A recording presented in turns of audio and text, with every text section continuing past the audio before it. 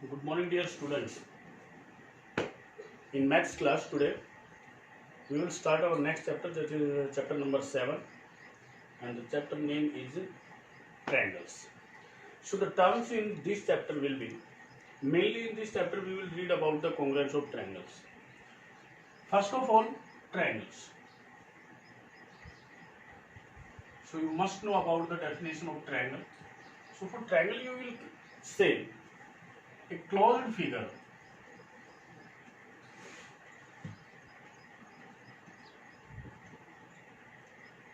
made of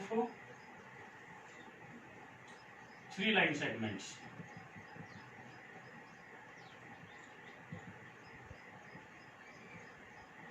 is known as the triangle.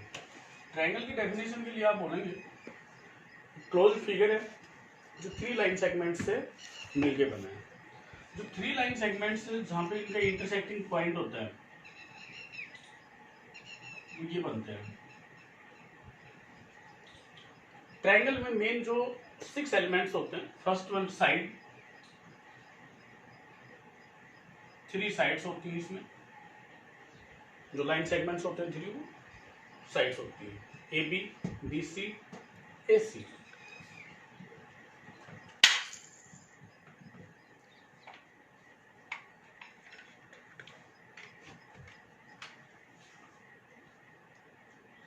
And these points are known as vertices. The line segments which intersect each other at a point are known as the vertices of the triangle. So this will be vertex, this will be, this will be. Vertices is the plural of vertex point.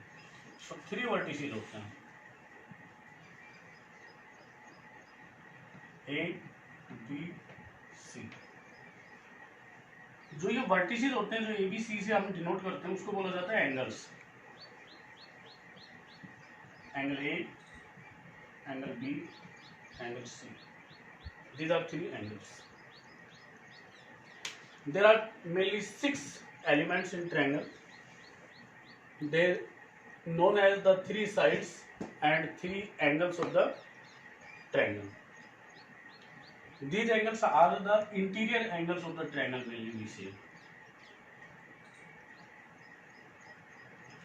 After this in triangle, we will read about the median of triangle.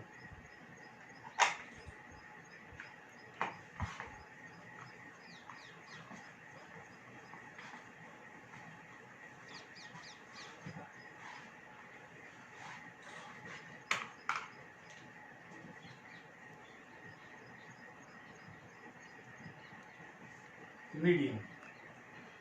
So for the definition of median, first of all, see, this is suppose a triangle ABC. This is its vertex point A, and this is its opposite side. Then the line segment joining the opposite side midpoint with the opposite vertex is known as the median. क्या लिखेंगे इसके लिए? The line segment join the vertex to the midpoint of the opposite side of the vertex.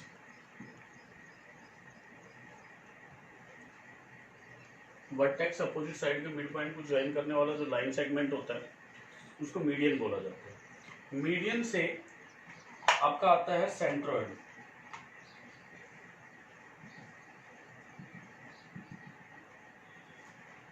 Centroid होता है किस triangle में, ये तो सपोज हमने वन मीडियन ड्रॉ किया, इधर से ये इसका मीडियन ड्रॉ हो जाएगा और इधर से ये इसका मीडियन ड्रॉ हो जाएगा, ठीक है। इन मीडियंस का जो इंटरसेक्टिंग पॉइंट होता है, सपोज हम इसको O से डिनोट करें, M से, N से, किसी से भी डिनोट करें, that point is known as the centroid. So centroid will be the intersecting point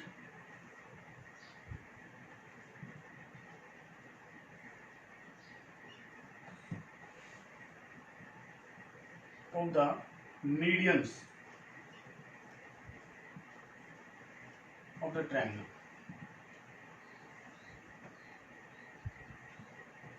centroid के लिए ये ऑलवेज इसके इंटीरियर पार्ट में लाई करता है। ट्रायंगल के 3 पार्ट्स में डिवाइड करता है एक प्लेन को। ये इसका इंटीरियर पार्ट, ये एक्सटीरियर और ये ऑन द ट्रायंगल जो इसकी साइड्स पे होता है। तो जो सेंट्रोइड होता है वो ऑलवेज इसके इंटीरियर पार्ट में लाई करता है। सेंट्रोइड की जो एक खास बात है वो क्या है कि जो मीडियन होता है वो उसको वर्टेक्स साइड से 2:1 में डिवाइड करता है।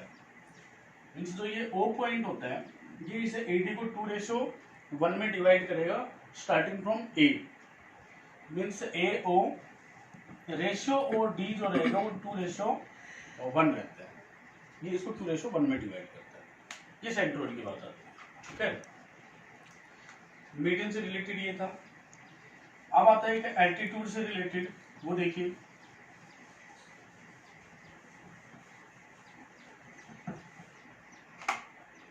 एल्टीट्यूड। एल्टीट्यूड होता है कि जो एक ट्रायंगल है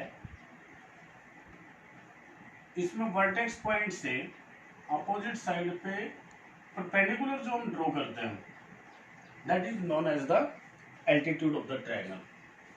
3 एल्टीट्यूड ही होते हैं इसके। आप लिखेंगे the perpendicular drawn from the vertex to the opposite side is known as the altitude of the triangle. इसके बाद आता है ऑर्थो सेंटर।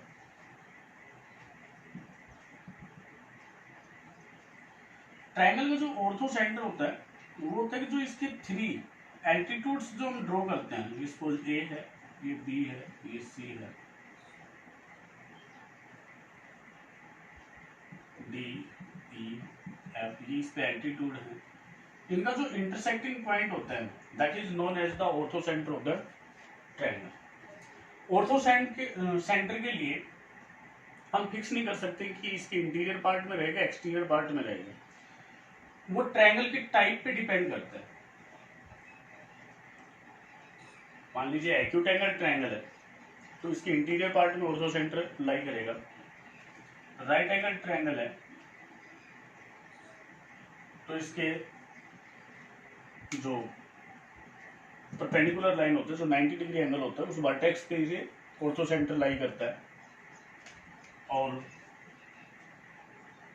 जब एक ऑब्ट्यूज ट्रायंगल रहेगी तो इसका जो ऑर्थो सेंटर रहेगा वो इसके एक्सटीरियर पार्ट में लाई करेगा, क्योंकि इस वर्टेक्स से जब आप परपेंडिकुलर ड्रॉ करोगे तो वो यहाँ पे आएगा। इसका परपेंडिकुलर मान लीजिए कि हम इस पे ड्रॉ करते हैं तो कहीं भी आएगा, और इससे जब ड्रॉ करेंगे तो ये नीचे कहीं भी बाइसेक्ट करेगा।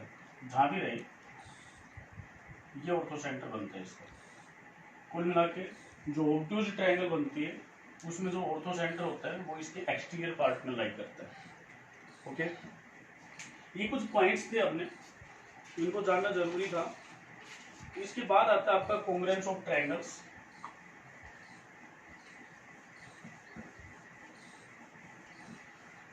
एक इसमें इन सेंटर भी होता है, सरकम सेंटर भी होता है। चलिए बता देते हैं एक बार आपको। इन सेंटर जो होता है ट्रायंगल का वो इसके जो इंटीरियर एंगल्स होते हैं इनका बाइसेक्टर होता है। ये जहां इंटरसेक्ट करते हैं उसको इन सेंटर बोला जाता है। इन सेंटर क्या होता है, वो सेंटर होता है जो सर्किल इसकी साइड्स को टच करके पास होगा, that is known as the incentre. एक होता है सरकम सेंटर।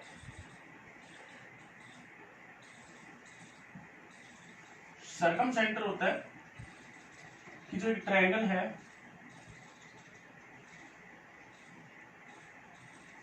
इसके साइड्स का जो परपेंडिकुलर बाइसेक्टर ड्रॉ करते हैं हम,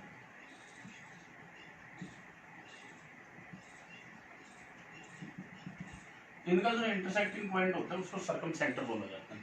the perpendicular bisector drawn at which intersect at a point is known as the circumcentre of the circle. ये क्या होता है, इन वर्टेक्स से इक्वल डिस्टेंस पे होता है। मीन्स इसको सेंटर लेके और इन वर्टेक्स तक रेडियस लेके एक सर्कल जो ड्रॉ करेंगे वो इन वर्टिसेस से पास होता है। ठीक है, बात आती है कॉन्ग्रुएंस ऑफ ट्रायंगल्स की।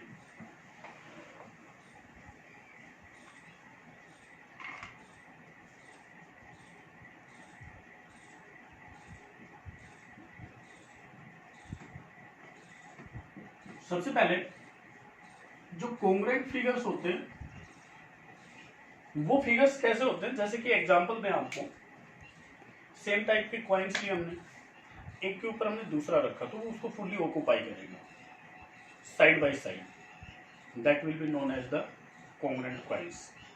जो नोट्स लेंगे, ये अपने पेजेस ऑफ नोटबुक्स हैं, they are congruent to each other. So congruence of triangles में क्या आएगा कि the triangles when we placed on each other they will occupy side by side and angle by angle। जैसे suppose एक ये triangle लिया हमने ए बी सी, और एक ये ट्रायंगल लिया हमने डी ई एफ। ये ट्रायंगल्स कॉन्ग्रुएंट कब होंगी, जब ये साइड्स इक्वल नहीं, जो कॉरस्पॉन्डिंग साइड्स होती है। सपोज हम इसको उठा के इस पे रखें तो जो ए बी होता है वो तो डी ई को ऑक्यूपाई कर जाए, इसके ऊपर आ जाए। बी सी होता है वो ई एफ को कर जाए, और ए सी होता है वो डी एफ को ऑक्यूपाई कर जाए। मीन्स जो एंगल ए बना वो तो एंगल डी के इक्वल आए, एंगल जो बी बना वो एंगल ई के इक्वल आए, और एंगल जो सी बनता है वो एंगल एफ के इक्वल आए। Then only we can say these triangles are congruent triangles. Congruency का ये सिंबल होता है। इट मीन्स यहाँ पे आप लिखेंगे कि जो ट्रायंगल ए बी सी है that is congruent to triangle D E F. Okay, जो ट्रायंगल्स आपकी कॉन्ग्रुएंट होती है उनके जो कॉरस्पॉन्डिंग पार्ट्स होते हैं they will equal to each other. Means A B और डी ई इक्वल होंगे। कॉरस्पॉन्डिंग का मतलब है कि जो ए बी सी हमने नेम दिया है और यहाँ पे डी ई एफ नेम दिया है, तो जो फर्स्ट 2 पॉइंट्स से जो साइड बनती है ए बी और इसके जो फर्स्ट 2 पॉइंट्स से साइड बनती है D, means they will be equal. Last जो 2 पॉइंट्स हैं और लास्ट 2 पॉइंट्स से जो साइड बनती है दे विल बी इक्वल, और फर्स्ट और लास्ट इनसे जो साइड बनती है they will be equal. First vertex से जो एंगल बनता है वो फर्स्ट वर्टेक्स के एंगल के, सेकंड वर्टेक्स का जो एंगल बनता है वो सेकंड वर्टेक्स के, और थर्ड का बनता है वो थर्ड के इक्वल आता है। कॉन्ग्रुएंट ट्रायंगल्स में अब अपने पास क्राइटेरिया आते हैं कि किस किस कंडीशन पे हम ट्रायंगल्स को कॉन्ग्रुएंट बोल सकते हैं, क्योंकि जितना हमने यहाँ पे पढ़ा है जरूरी नहीं है कि वो सब आपके पास गिवन होगी ये साइड्स इक्वल है, वो टर्म्स और कंडीशंस पे होता है। तो इसमें जो फर्स्ट क्राइटेरिया आता है वो आता है हमारा SAS। ये जो क्राइटेरिया होता है इसकी प्रूफ की रिक्वायरमेंट नहीं होती है, इसको आप एज ए एक्सियम मान सकते हैं। इसको सिर्फ वेरीफाई कर सकते हैं हम ट्रायंगल्स ड्रॉ करके। कैसे? SAS क्राइटेरिया है कि जो 2 ट्रायंगल्स हैं उसमें 2 साइड्स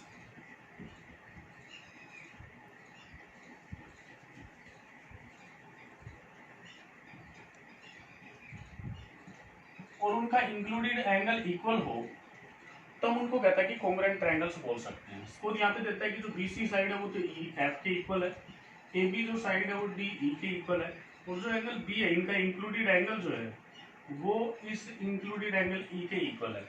तो बोलता है कि हम डायरेक्ट ये बोल सकते हैं कि ट्रायंगल्स आर कॉन्ग्रुएंट। हमने पहले कहा इसके प्रूफ की रिक्वायरमेंट नहीं है, ये वेरीफाई किया जा सकता है by constructing this type triangles. भी आप जो लाइन सेगमेंट लेंगे उसके इक्वल यहाँ पे लेंगे, जितना एंगल यहाँ पे लेंगे उतना एंगल बनाएंगे, जितने सेंटीमीटर का या जितने मेजरमेंट की ये साइड लेंगे उतने सेंटीमीटर की या मेजरमेंट की ये साइड लेंगे। तो इनको जब ज्वाइन करेंगे तो थर्ड साइड रहेगी वो ऑब्वियसली इनकी इक्वल मिलेगी, और जो रेस्ट एंगल्स बनेंगे वो भी आपके इक्वल बनेंगे। तो ये सिर्फ वेरीफाई हो सकता है। ठीक है, कंडीशन क्या है कि जो साइड्स इक्वल हैं उनके मिडल का जो इंक्लूडेड एंगल है वो इक्वल होना चाहिए। इस कंडीशन में हम इनको कभी भी कॉन्ग्रुएंट नहीं बोल सकते। सपोज ये एंगल इक्वल है और ये साइड्स इक्वल है, then we can not say the triangles are congruent. Means SSA हम कभी भी नहीं बोल सकते हैं, या ASS सपोज ये एंगल है ये इक्वल है, सो ASS ये क्राइटेरिया कभी भी नहीं बनते हैं। क्राइटेरिया जो बनता है वो SAS बनता है, मींस साइड्स और उनके इंक्लूडेड एंगल को इक्वल होना तो पड़ेगा। ठीक है, नेक्स्ट जो क्राइटेरिया आता है हमारा वो आता है angle side angle.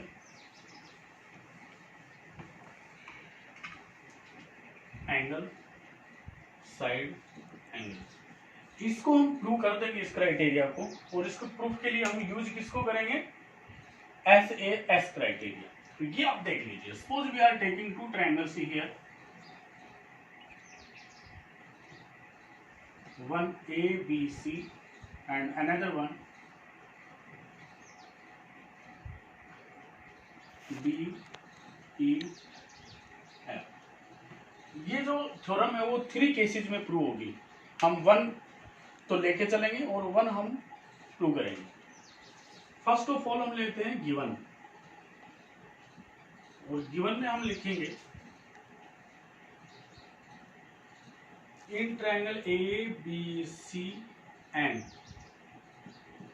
Triangle DEF, ये 2 ट्रायंगल्स हैं ABC और DEF।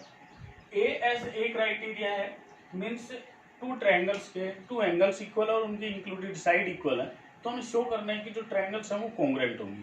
पहले तो हम इस क्राइटेरिया को प्रूव करेंगे, उसके बाद जब हम क्वेश्चंस करेंगे तो इस क्राइटेरिया को डायरेक्ट उसमें यूज करेंगे। कहने का मतलब हम यहाँ पे ले लेते हैं कि इसका जो एंगल B है वो तो एंगल E के इक्वल है, BC जो साइड है वो इसकी साइड EF के इक्वल है, और जो एंगल C है वो एंगल F के इक्वल है। ये अपने पास गिवन है। ओके, इसमें जो केसेस बनते हैं, अब आपने को जो प्रूव करना है वो टू प्रूव में आपको लिखना है triangle ABC congruent to triangle DEF। Okay, अपने पास अब 3 केसेस बनेंगे।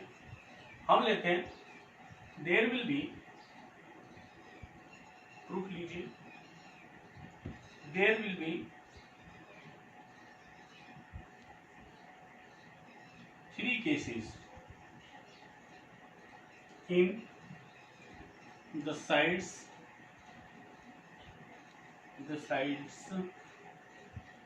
AB and DE, that is AB can be greater than DE, AB can be less than DE and AB can be equal to DE। ये 3 cases बनते हैं। जब हम 2 triangles draw करेंगे, हमारी जो ये थर्ड साइड रहेगी, इसमें हमारे जो AB और DE ये साइड हम लेते हैं, इनमें 3 केस बन सकते हैं। या तो AB DE से ग्रेटर हो सकता है, या AB DE से लेस हो सकता है, या फिर ये दोनों इक्वल हो सकते हैं। So all 3 cases we have to solve here. We are taking case first, that is AB equal to DE। हमने केस फर्स्ट लिया कि जो AB और DE हैं वो इक्वल हैं। तब हम इस थ्योरम को कैसे प्रूव करेंगे वो देखिए। हम लेते हैं in triangle ABC and triangle DEF, इसमें हम लेते हैं AB equal to DE, angle B equal to E given है, और एंगल ये जो साइड BC है आपकी वो EF के इक्वल है, ये गिवन है। AB DE के इक्वल हमने केस फर्स्ट में लिया, एंगल B एंगल E के इक्वल है, ये हमारे पास गिवन है, और BC और DEF जो है वो इक्वल है, तो ये भी गिवन है। तो यहां से तो हम बोलेंगे by SAS criteria triangle ABC congruent to triangle DEF। तो ये तो हो गया आपका फर्स्ट केस के अकॉर्डिंग। अब अपना आता है सेकंड केस। मैं इनको हटा दूं, अभी ये यहां पे लिख देंगे इसके आगे, इनको हटाता हूं। केस फर्स्ट प्रूव होता है, सेकंड केस में आइए।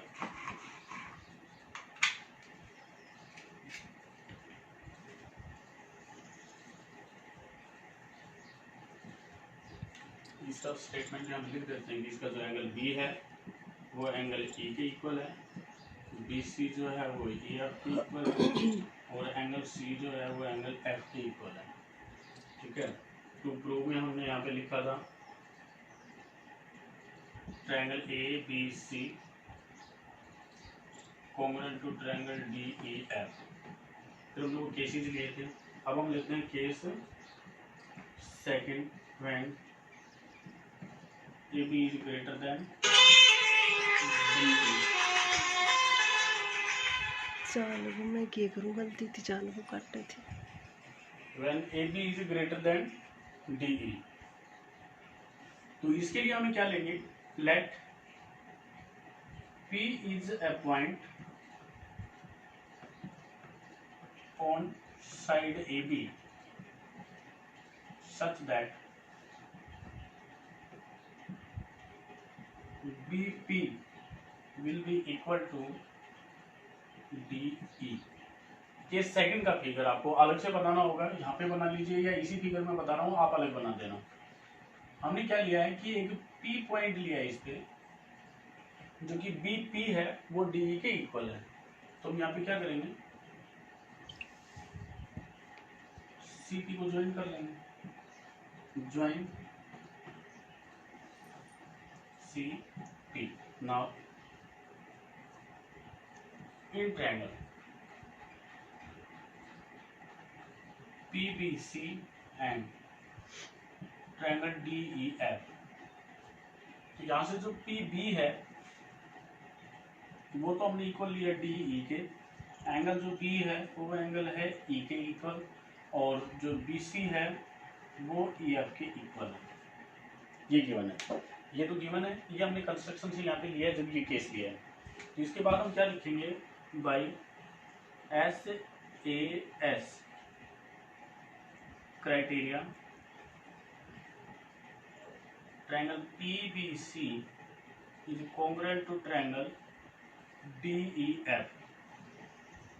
और जब ये कॉन्ग्रुएंट है तो आपको केस क्या लिखना है, BCP angle BCP will be equal to angle EFD, but angle EFD जो है वो तो इक्वल आपका एंगल BCA के।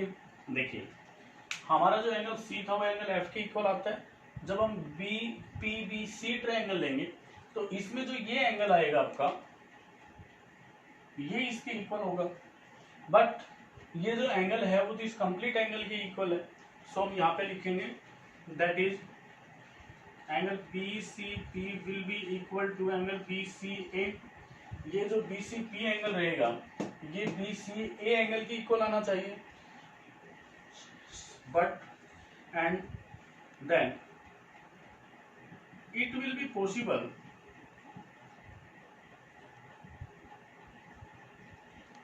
only and only when point A and P coincides। ये कब पॉसिबल होगा, जो पॉइंट P और A हैं ये कोइंसाइड रहें। कोइंसाइड मीन्स एक ही पॉइंट पे रहें। उसके बाद हम बोलेंगे that is triangle ABC is congruent to triangle DEF।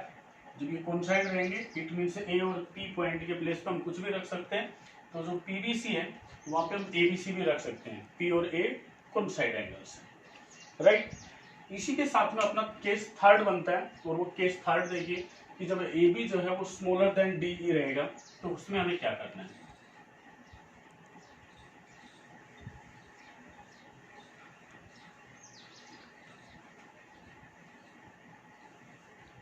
ये तो सब वही रहेगा, हमने लिया केस थर्ड। केस थर्ड में हमने क्या लिया, when AB is less than DE। अब इस फिगर को हटाएंगे, इसके लिए अलग से फिगर बनेगा, वो आप अलग फिगर बनाएंगे नोटबुक में।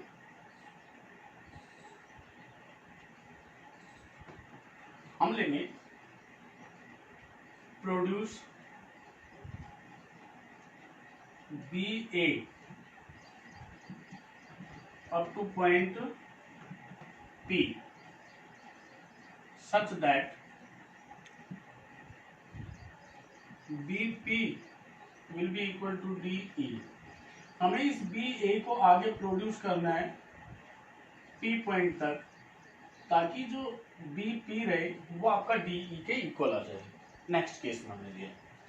अब लेंगे ज्वाइन BC।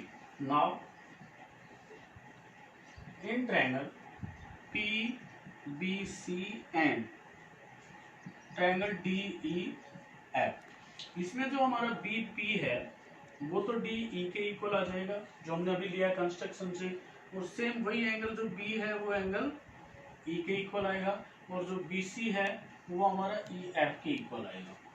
ये टू गिवन है, ये कंस्ट्रक्शन से आ गया। अब ये साइड इक्वल, मिडल का ये एंगल इक्वल, और ये साइड इक्वल, तो हम क्या लिखेंगे now by S criteria triangle PBC will be congruent to triangle DEF, that is अगर ये congruent हैं तो हम बोल सकते हैं कि इसका जो एंगल BCP है वो इक्वल आएगा एंगल EFD के, बट जो एंगल EFD है वो आपका एंगल BCA के इक्वल है। देखिए हमने PBC ट्रायंगल को DEF ट्रायंगल के कॉन्ग्रुएंट किया है, तो जो एंगल हमारा ये बनेगा ये वाला BCP, ये कंप्लीट एंगल कॉन्ग्रुएंट है, तो ये एंगल और ये एंगल इक्वल आना चाहिए, बट ये जो एंगल है वो हमारा BCA एंगल इसके इक्वल है। Then angle BCA will be equal to angle BCP, और फिर वही, but it will be possible only and only when points A and P coincides। ये कब पॉसिबल होगा कि ये स्मॉलर एंगल इस कैपिटल एंगल के इक्वल हो जाए? ये कब पॉसिबल है? जब ए और पी पॉइंट एक ही पॉइंट पर है, मींस कोइंसाइड्स रहे। That is we can say triangle ABC will congruent to triangle DEF। ये जो क्राइटेरिया आपका ASA क्राइटेरिया था वो था, इसमें और भी क्राइटेरिया आएंगे कि जो ASA क्राइटेरिया है उसके प्लेस पे हम AAS क्राइटेरिया भी बोल सकते हैं। कैसे बोलेंगे वो देखिए, ये थ्योरम आपको कर दिए, इससे पहले वाला प्रूफ आपको करना नहीं था। इस थ्योरम के 3 केसेस हैं, ऑल 3 केसेस आपको प्रूव करना है नोटबुक में। इसी के बेस के हम क्वेश्चंस देंगे आपको, वो क्वेश्चंस आपको सोल्व करने हैं। आप देखिए अगर ऐसी कंडीशन आ जाती है आपके पास कि ये ट्रायंगल है, ये ट्रायंगल है, ये ABC, ये DEF, इसमें आपसे कहता है कि ये एंगल इक्वल है, ये एंगल इक्वल है, और जो BC और EF है वो इक्वल है। अब अपने को ये प्रूव करना है कि कॉन्ग्रुएंट ट्रायंगल्स रहेंगे। देखिए ASA का मीनिंग है कि 2 एंगल्स इक्वल और उनके इंक्लूडेड साइड इक्वल, जैसा कि हमने SAS में बोला था। अब SAS ट्रायंगल में कोई ऐसी प्रॉपर्टी नहीं लगती है जिससे कि हम उसकी थर्ड साइड को भी इक्वल बताते हैं। यहाँ पे हमारे पास क्या आता है कि ये जो साइड है, इसका कहने का मतलब ASA क्राइटेरिया के अकॉर्डिंग ये साइड और ये साइड इक्वल आनी चाहिए, बट साइड हमारे पास ये देता है। बट यहाँ पे हम इसको ASA क्राइटेरिया बना सकते हैं because 2 angles are equal of the triangle, then third angle obviously equal. Suppose ये तो आपके पास 60 दे दे, ये 70 दे दे, ये 60 ये 70, तो इसका जो थर्ड एंगल रहेगा और इसका थर्ड एंगल रहेगा वो सेम आएंगे कि इनका जो सम है वो 130 बनता है, तो बचा हुआ एंगल कितना बनता है 50, तो ये भी 50 डिग्री बनेगा। अब आपके पास angle side angle criteria easily लग जाएगा। तो कहते हैं कि जब भी आपके पास ऐसा केस आए कि ये एंगल ना दे, ये 2 एंगल्स दे दे कि ये इक्वल है और ये साइड दे दे, तो वहां पे आपको ASA क्राइटेरिया के प्लेस पे AAS क्राइटेरिया यूज कर देना है। इसके प्लेस पे ये ट्रू होता है, angle side, angle side. Okay, so today I will send you the questions and you will solve.